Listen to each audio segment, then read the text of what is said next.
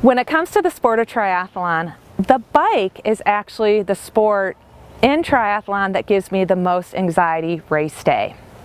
I always fear I'm going to get some sort of mechanical that's going to prevent me from executing my race plan. So today I wanted to talk to you about how to best prepare and execute the bike portion of triathlon.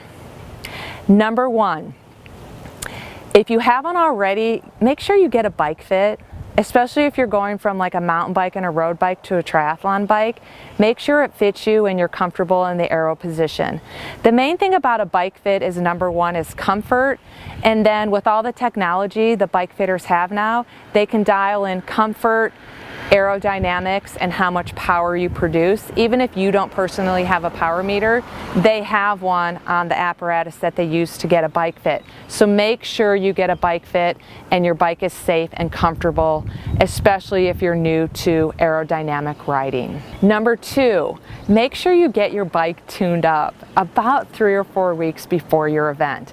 That includes them checking to make sure there's been no changes in your saddle height or your fore-aft position.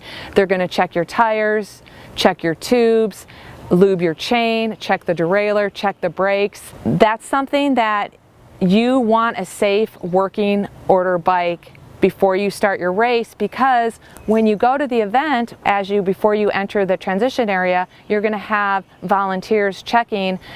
Sometimes they'll actually spin your pedals and make sure it's working. You want to make sure you have those bar ends on your aero bars or handlebars and make sure everything's in working order. I've had flat tires, I've had broken chains during a race. Very strange and unusual, but I've had my bike, I always get my bike checked out, because the bike issue is something that creates the most anxiety for me, so I feel like I'm overly prepared for the bike portion of triathlon, because I don't want mechanicals to disrupt my event and not allow me to finish. Number three, when you are starting the bike portion, your heart rate's going to be a little elevated. You just swam and then you ran. Sometimes you run up a hill. Your breathing rate's going to be elevated. Take the first few miles, 3 to 5 miles, to ease into your proper power, effort, pace, whatever you're going to follow, heart rate, to monitor your intensity. Spin a little bit higher cadence as you're doing that. Get your bearings, get your comfort, get your breathing under control. And then I recommend starting your nutritional intake after a few miles of yourself getting very comfortable. Which leads me to number four. The rest of your race, especially the run, is going to be dictated by your hydration and nutrition plan. So make sure you have one that you've practiced in training and that you've written out and you review and you're prepared to execute race day, so you can have a great run execution when you get off the bike. Another point I wanted to make is, this day and age, athletes use metrics, GPS, usually a power meter, to monitor their effort on the bike.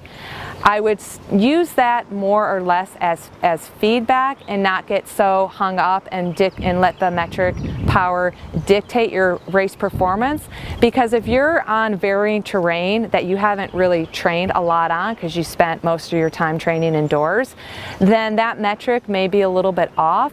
So definitely use the metric power as a guide and as a feedback tool to analyze later, but don't let yourself get hung up mentally if you're off your power, especially in the beginning, because a lot can happen over the course of the bike, the longest part of triathlon, so you don't want to let it ruin your day. And while you're riding, whether there's hills or not, it's important to vary your position.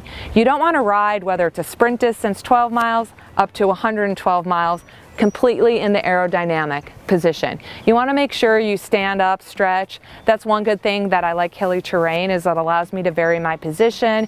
You want to make sure you vary your cadence as well. Hopefully you've done some cadence drills during your training so you understand how a higher cadence versus a lower cadence is going to feel, and just changing that position around to stretch your glutes, your hamstrings, your quads, and your lower back is really going to pay off for the run portion.